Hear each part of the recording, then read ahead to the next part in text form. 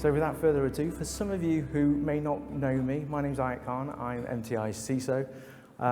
Probably experienced in the last 10, 15 years in terms of cybersecurity, but also having had extensive roles in terms of data governance, data protection, and digital transformation.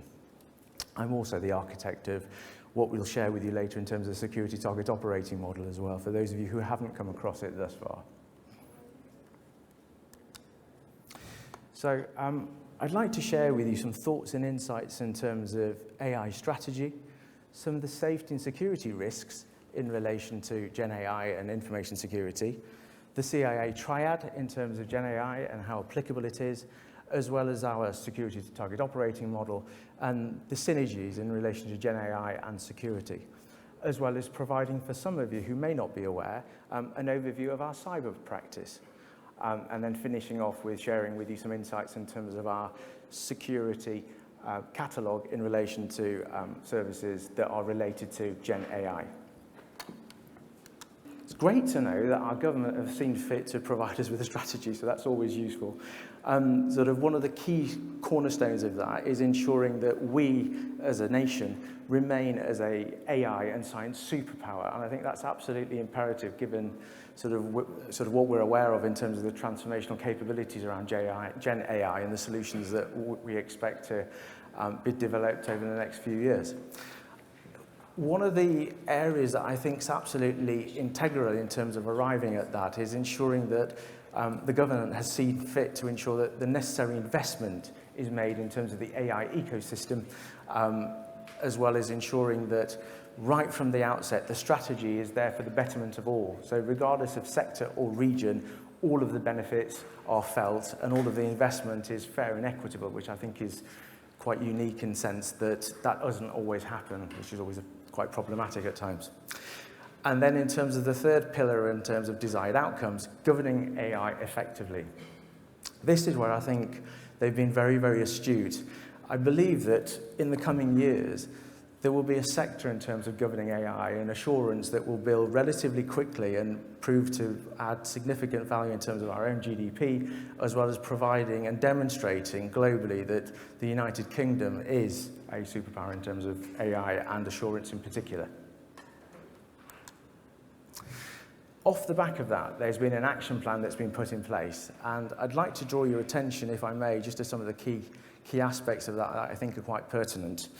So our colleagues at the Centre for Data, Ethics and Innovation have seen fit to put together an AI assurance roadmap, which is relatively mature now and is out there. And I think there's been some good progress made in relation to the delivery of that. The government's AI Standards Hub has been established and has already been in place for approximately a year to 18 months or so. There's already been a study in terms of its effectiveness, and I think that the feedback from what I read was very much around it's provided all of those interested stakeholders in having a voice and an opportunity to influence the standards around AI moving forward. I think some of you might agree that there's always that challenge in terms of innovation and assurance and ensuring that whatever Gen AI solutions are provided and developed are trusted by those that are using them. And that's always a key challenge that I would expect some of those Gen AI solutions to face in the future. So it's reassuring that that work's happened and that all of those interested stakeholders have had the platform to discuss and influence the AI standards that are being developed. There's also been some great work done by the Alan Turing Institute in relation to Gen AI solution providers that are particularly focused on the public sector, so in health and social care in particular. So what have our friends in the European Union been up to? Well, they've brought out the European Union AI Act, and as of January of this year, established the AI Intelligence Office, which has 6 core competency and areas of responsibility, which you can all see on screen. The one that I'm particularly intrigued to see how they apply is around number 5, particularly given that there is, whilst there's tremendous transformational potential in terms of Gen AI solutions and technologies, there's also the opportunities for misuse and misinformation. So I think it would be incredibly useful and informative to see how they apply that legislature, given its infancy at the moment. In terms of the Act itself, it very much takes a risk-based approach. And I think this is quite key, and I think that for me, one of the areas that I'd like to draw your attention to is around the conformity assessment. So where, as Yanis and has alluded to, the fuel that drives Gen AI solutions is very much data, and how you've acquired that data is quite crucial. So ordinarily, if a data set has been acquired that relates to individuals and personal identifiable data, there will have been consent obtained. Given that the purposing of that data may well change, there is the likelihood that the data sets used that are being used by those developers of Gen AI solutions may not conform to the rights and regulations that have already been established, notably the Data Protection Act of 2018. So consequently, the ability to actually undertake those conformity assessments will be quite crucial. According to the legislation, it's quite interesting that they've advised that those assessments can be undertaken by both internal and external third parties. We at MTI are already on our R&D roadmap developing a service around conformity assessments, which we're looking to bring to market shortly. So it's interesting that that's already a high priority activity. From the insights that I've had in the market in talking to potential customers and those that are engaged in their AI journey, that is a particular area of complexity and difficulty that they are welcoming some support and insights with. So we're looking forward to bringing that product to market in due course. I think it's also worth noting that it's been noted as prohibitive in terms of using some of that biometric and sort of data, so for an example of that being facial recognition, and prohibiting the use of that in some of the Gen AI solutions that solution providers may well be bringing to market, although I think that might be challenged in due course over the coming years. So what are the most significant risks in terms of Gen AI information security, and how they're going to manifest themselves over the next couple of years or so? So as you can see, there's a number we've sort of pulled out here. I think the ones that stand out to me are around intellectual property loss and the potential for that, data leakage, privacy issues in terms of compliance violations. So as I touched on, the utilization of data sets which have previously been consented for use, but provisioned in a slightly different way, and that might be quite problematic moving forward. And the credibility and integrity loss if those solutions are producing data sets and solutions and information that is considered to be hallucinogenic or spurious or erroneous. There's quite significant credibility or reputational impact there as a risk, and that needs to be quite clearly mitigated. One of the ways that organizations, we believe, will look to do that is by the reinforcement of their risk and compliance teams, in terms of providing that internal assurance and oversight to ensure that the solutions that are brought to market are fit for purpose and robust and have the necessary assurance undertaken on those data sets before they're made more widely available. So in terms of the risks around security and Gen AI, for me, I don't think it'll come as a surprise to any of you that we expect the volume and the impacts of the cyber threat to increase over the next couple of years or so. I think what we would also expect is an evolution in terms of our capability to address those threats. Certainly, that's not anticipated. But what I also think is going to be quite interesting is, in terms of my next slide, whilst we'll have the capability, we'll have improved capability in terms of our cyber response, what Gen AI solutions will also potentially give rise to is give the opportunity for reducing the barriers for those cyber threat actors who wish to instigate those cyber threats, and improve the likelihood and the threat in terms of ransomware over the next couple of years, and the ability to execute and deliver those sorts of attacks at scale, at force. The other interesting point, as some of you might have noted, is the commoditization of criminality in relation to perpetuating and undertaking those types of activities at size and scale, which is unfortunately a sad side effect. So some of you may be aware of our cybersecurity strategic offerings in relation to the development of security target operating models and cyber strategies. And I wanted to share with you, if I may, some of the feedback that we get from some of our EXO level clients and sponsors in relation to their risk appetite in relation to cyber and Gen AI. Often, when we speak to them and ask them to share with us what their cyber risk appetite is, they'll often share that it's relatively low or zero. But when one scratches beneath the surface, you will find that the people, processes, and technology that underpin that cyber capability don't align. So, for example, their resourcing capability isn't sufficiently skilled. Their processes aren't robust and aren't tested enough. They don't have or have a relatively immature information security management system. Their tooling capability is not optimized in the way that one might expect. So consequently, there's a cyber reality gap, what we would describe as a cyber reality gap, as well as what I would also describe as a cybersecurity debt in relation to volume investment required in terms of addressing those risks. And as another key point for me to share with you, for you to take away, is the fact that this is even more acute in relation to Gen AI solutions, and even more applicable. What we're finding is that once we've engaged and shared our approach and supported them in articulating their risk appetite, they're much more comfortable and aware of the risk that they're carrying. Often, they're not aware of their full risk landscape. And some of the work that we've done is around installing and working with them to improve their capability in that space through our GRC function within the cyber team. Some of you who are well versed in cybersecurity may have come across the concept of the CIA triad, which is essentially around confidentiality, integrity, and availability. This is never more pertinent than when one is looking to secure data assets and data sets.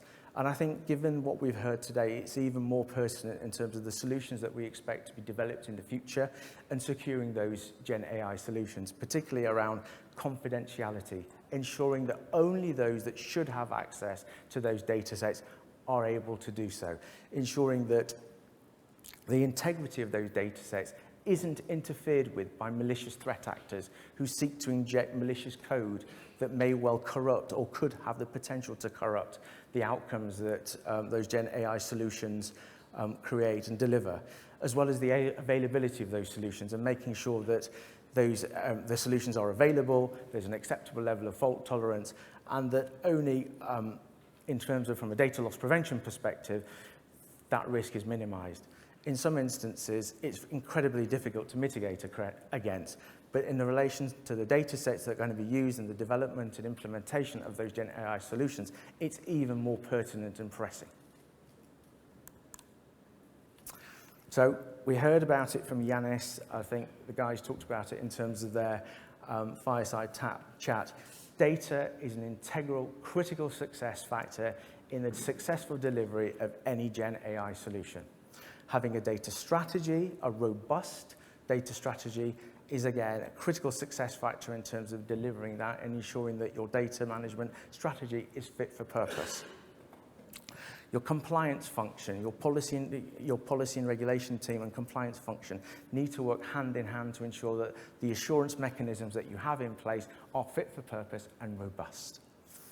Your risk management function is even more integral in terms of supporting the business in managing and mitigating those risks that haven't even been considered today within an ever-evolving threat landscape.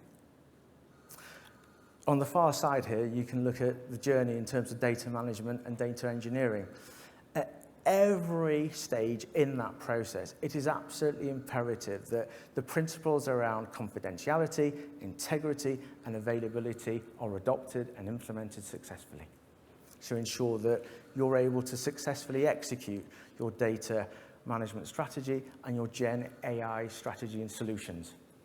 Failure to do so opens you up to incredible risk, and risk that is unlikely to be tolerated by the XO sort of teams within the organizations in which those Gen AI solutions are being developed.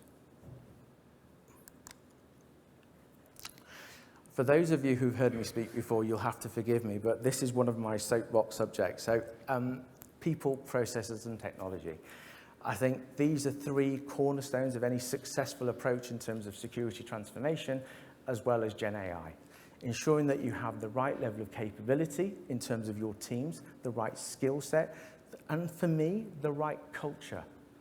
the right belief system. Parol very kindly touched on earlier around diversity and having that diverse skill set and capability and mindset. Never has that been more pertinent than it is today. Whilst we stand on the onset of beginning those Gen AI security transformational journeys. Having robust processes and policies that fit in not only with your information security management system, but support you in embedding processes and philosophies such as security by design or secure by design, and trust by design. Trust by design, for some of you who may have not come across it recently, is a relatively new concept, but it's around ensuring that your external stakeholders have trust in the solutions that you're offering and delivering, and thereby engage more. Pretty common sense, but it's incredibly important, in my opinion, in terms of having that ethos and focus within your organization, right from your CEO, right through to your data engineering and development teams. And then the technology. As Yanis touched on earlier, having the right tooling stack is incredibly important, but it's not just about the tooling stack, it's about having it secured and operated within a secure environment so that it's operating in an enhanced manner to optimize accessibility and usability for all of those internal and external customers, as well as making sure that it's secure and only utilized and accessed by those that have the appropriate role within the business to do so. So utilizing a role-based access control model. So I think Yanis stole a little bit of my thunder, actually, but it's interesting that the synergies are here. So our approach in terms of defining your as-is and to-be states are very similar to what Yanis articulated earlier in terms of defining where you want to be, where you are today, aligning that with your vision statement in terms of your Gen AI strategy and solution, and then working collaboratively to support you in the definition of those use cases and that to-be state, and aligning that back to your risk appetite. There's no point in having an aspirational goal if that's not fully supported within the business in terms of the right level of people, process, and technology, and funding, all of which are critical success factors in the delivery of a successful Gen AI solution.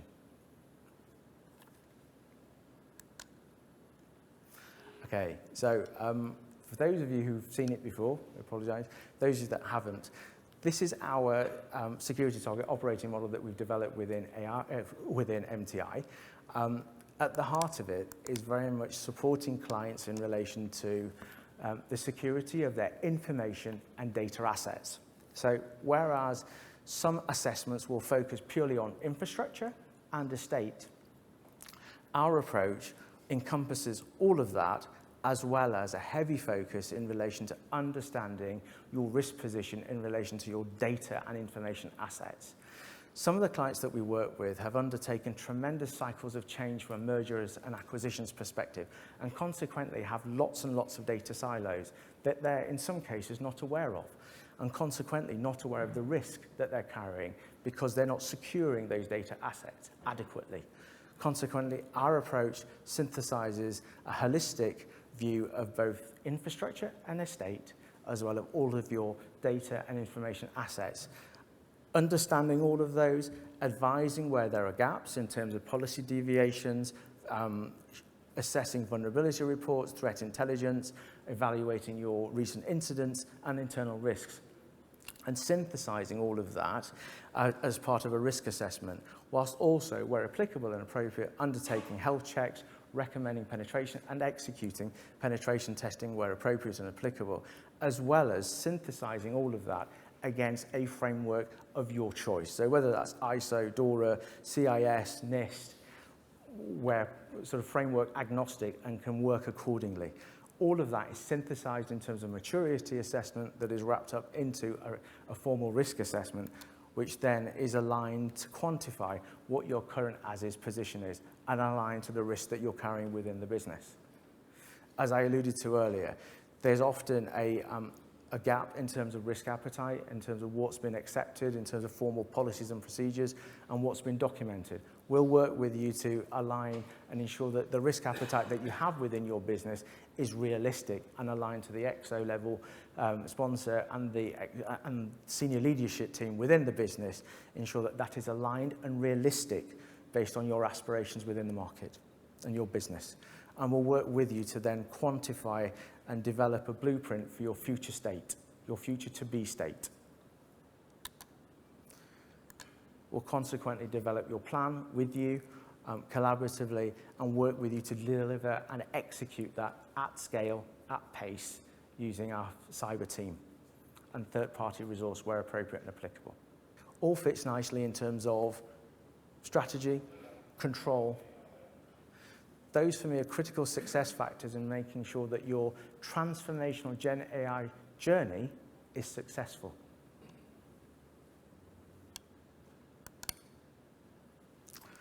And then the 3 desired outcomes that customers arrive at in terms of a synthesized Gen AI data and cybersecurity strategy, which at a high level articulates your goals and objectives in terms of your business and what you're looking to deliver. And then the security target operating model is essentially the how you're going to do that. We can work with you to deliver all of those things in partnership, or should you wish, deliver them on your behalf within your business. And then the execution of the delivery plan that underpins all of that in terms of the minutiae of the detail and the roles and responsibilities. Some of you will be aware of the transformational journey that we've been involved with in terms of MTI and its cyber practice over the last few years. I'm pleased to share with you that we've made tremendous progress in relation to the structure and the solutions and services that we can now offer as a strategic partner of Dell, particularly in the GRC, technical assurance, supplier risk assurance, and SecOps space, not to mention information security and awareness. Information security and awareness, as some of you will be aware of, is one of those areas that's neglected within some businesses. As some of our panelists have shared, you might get asked to undertake some security assessments in terms of your awareness when you join a new organization. Well, that's great, and it ticks a box. It doesn't support you in becoming an information security advocate or asset within your parent organization. For me, one of the biggest threat vectors in any organization from an information security perspective today is its workforce. If you have a workforce that's empowered, briefed, and informed, they're less likely to fall for phishing attacks, for example, because they know what to watch out for and what to look for. Whereas those that literally take an alternative approach in terms of having sort of information security awareness that's more of a tick box exercise, you don't tend to see that level of maturity and capability within those organizations. And actually, there's a relatively low level of maturity in terms of my experience and experience from the marketplace. So I'm incredibly pleased to note and share with you today that our capability in that particular practice area has evolved quite significantly, as all of them, but I'm particularly keen to draw your attention to GRC and compliance. As I touched on earlier, with the UK's national AI strategy, as well as the strategy that's now being adopted by our cousins in Europe, it is now more imperative than ever to have a robust risk management function to support organizations in the development and delivery of their Gen AI solutions. There's no point bringing something to market where you haven't considered all the risks in terms of the data that you're using and how you're using it, and whether, as an example, you've got consent from the relevant persons that are included within those data sets because you're in breach. And for those of you who may have actually forgotten, the ICO, both in the UK and in Europe, that fine can potentially be up to 4% of your gross turnover or up to a maximum of 20 million euros or pounds. So worth considering, I think.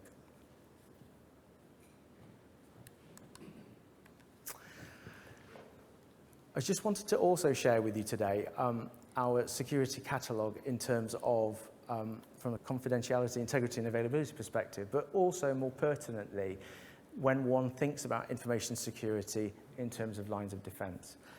From our perspective, we have deliberately developed solutions that support right to your endpoint, as well as strategically in terms of across the internet and across your estate.